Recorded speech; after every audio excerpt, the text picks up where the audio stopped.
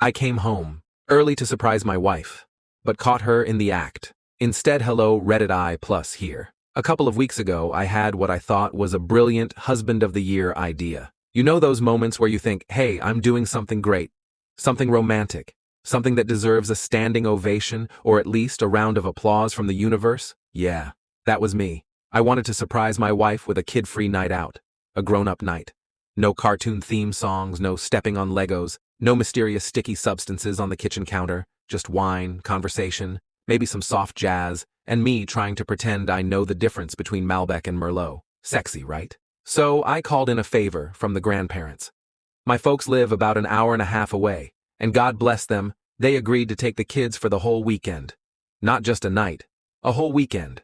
That's like hitting the parenting jackpot. I even made a dinner reservation at a fancy place with candles on the tables and menus that don't include chicken nuggets. Usually when I visit my parents, I'm gone all day, home by dinner or later. But this time I had a plan.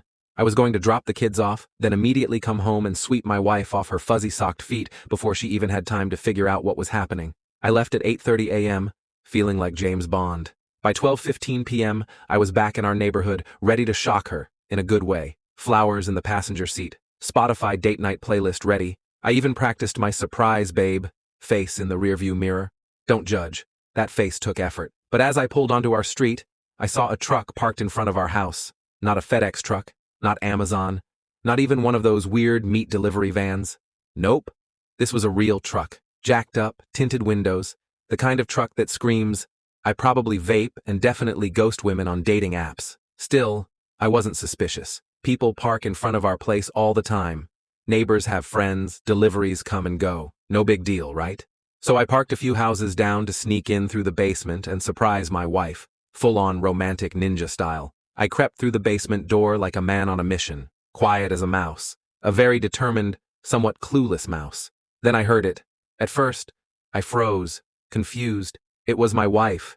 She was making noises. Not the kind you make when you stub your toe. Not the kind you make when you're watching a sad movie. The kind you make when you really like someone who isn't your husband. At first, I tried to rationalize. Maybe she's just alone, having some me time before date night. Awkward, but hey, people have their methods. But then, cue ominous horror movie music. I heard a man's voice. My heart fell out of my chest, took a lap around the room, and climbed back in sideways. I didn't even feel rage. I felt hollow, number. Like my body turned into drywall and my soul was one of those tiny spiders you pretend not to see. I tiptoed upstairs. The kitchen was empty. The voices were coming from the living room. Now, I'm not a brave man. I'm the kind of guy who yells, ow, when I step on a Lego and, I'm fine, when I break a toe. But I needed to see. Not because I wanted to confront anyone. I just had to know. I pulled out my phone, opened the camera, and slowly reached it around the corner like a budget detective in a very sad soap opera. And there it was, my wife, with a guy I didn't recognize, doing, well, everything. It was like walking in on a really depressing porno that you didn't order, didn't want, and now can't unsee. I recorded it. I didn't know why. Maybe to prove I wasn't crazy, maybe for legal reasons, maybe because my brain stopped working and my phone was the only part of me functioning. Then she stood up, laughing, and said something about going to the bedroom because they still had time. Oh, you have time? Great. Let me get you a clock. Or maybe a countdown timer to your imminent eviction. I waited until they went upstairs, then walked into the living room and saw the guy's pants. Rookie mistake, bro. Always keep your wallet on you when cheating with someone else's wife. I opened it, took pictures of his driver's license. Name, address, face, boom. If there's ever a dumbass hall of fame, this guy's getting a wing named after him. I left the house quietly and sat in my car. I cried. Ugly cried. The kind of crying that fogs up your windshield. The kind that makes your Spotify start playing sad songs without you even touching it. Then, like a man possessed by equal parts pain and stupid, I decided to pretend like I was just getting home. I opened the garage, made lots of noise, and strolled in like, hey babe, surprise! She was in a robe, flustered, hair wild, breathing like she just ran a marathon with her thighs. Oh, you're home early? She said, fake smiling with all the grace of a possum caught in headlights. She offered me wine. I said yes. Because what else do you do when your wife's side dude just snuck down the stairs like a Scooby-Doo villain? She kissed me, led me to the same couch, the same exact spot. I saw him, That guy, slink down the basement stairs. She didn't even know I'd seen him. I let her keep going. I was in shock, paralyzed. She was all over me and I couldn't move. It was like my body was there, but my soul was on a cruise ship somewhere, sipping rum and trying to forget. Since then, I've watched the video more times than I care to admit. 10 times a day? Probably more. It's like self-torture. Like poking an open wound and wondering why it still hurts. She's noticed something's off. Of course she has. I don't smile. I barely talk. When she touches me, I flinch like she's fire. But I've made a decision. I'm done. I can't unsee what I saw. I can't unhear the sounds. I can't unfeel the betrayal. I didn't deserve this. Our kids don't deserve this. And honestly, she doesn't deserve to be with someone she doesn't respect. So I've contacted a lawyer. Papers are being drawn. I'm not going to shout, scream, or beg. I'll do what she didn't. Handle this like an adult. After I met with the lawyer, I started acting. Not dramatically, not suspiciously, just deliberately. Calm. Focused. The kind of calm that comes not from peace, but from knowing the storm's already passed, and now you're just here to clean up the mess. I stopped watching the video. Well, okay, I mostly stopped watching it. I kept it in a special folder on my phone called Do Not Open Unless Self-Destructing. But I stopped the daily replays. I stopped the masochism. Because every time I watched it, I saw a version of myself that was too weak to stop it, and I hated that guy. I got back to the gym, started cooking for myself. I even reactivated my old Xbox Live account, which had apparently become a time capsule from a life before taxes and betrayal. I told my friends I was just tired, or working late, but in reality, I was going to therapy, lifting heavy things, and building the courage to tell the woman I married that I was done. I was rebuilding me.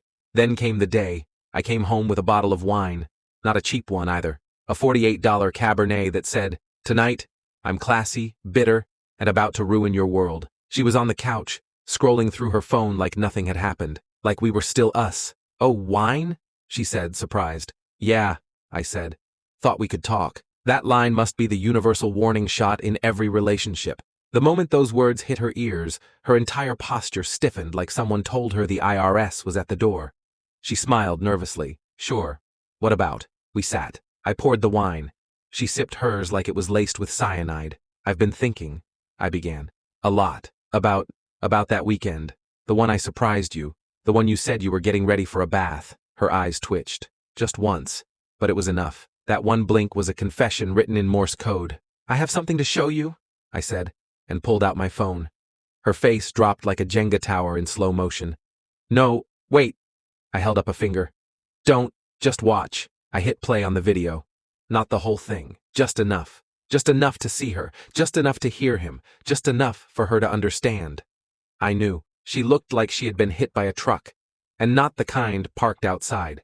A metaphorical truck full of guilt, shame, and possibly flaming garbage. "I can explain," she whispered. "No," I replied calmly. "You could have explained 2 weeks ago. You chose not to. You smiled in my face. You kissed me with his sweat still on your skin. You poured me wine like I was your plan B." She was crying now. Full on, mascara melting, ugly crying. "Please don't do this," she begged. "We can fix this. We have the kids. We have history. We had a future," I said. "You killed it. You didn't just cheat. You invited him into our home. You made love to him in our living room, on the couch where our daughter eats cereal. You disrespected everything," she sobbed. "Said she'd end it. Said she didn't love him. Said she didn't even know why she did it." Honestly, I believe her. I don't think she loved him. I don't even think she knew his last name. I think he was just the closest distraction when her dopamine dipped and her boredom peaked. But that doesn't mean I owe her my forgiveness. "You didn't just betray me," I told her. "You turned me into someone I don't even recognize. That's over now." I filed the papers. "You'll be served this week." Then I raised my glass. "Here's to new beginnings." She didn't toast back. She just sat there, shattered.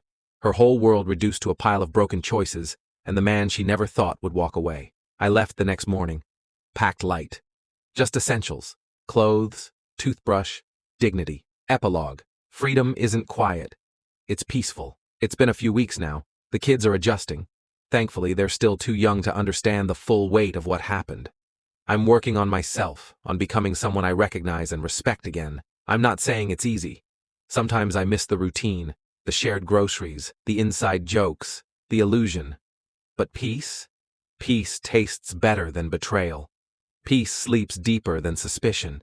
Peace doesn't check phone logs or wonder if the person next to you is really with you. I've stopped watching that video for good. I deleted it. I don't need it anymore, because I remember enough, and I deserve more.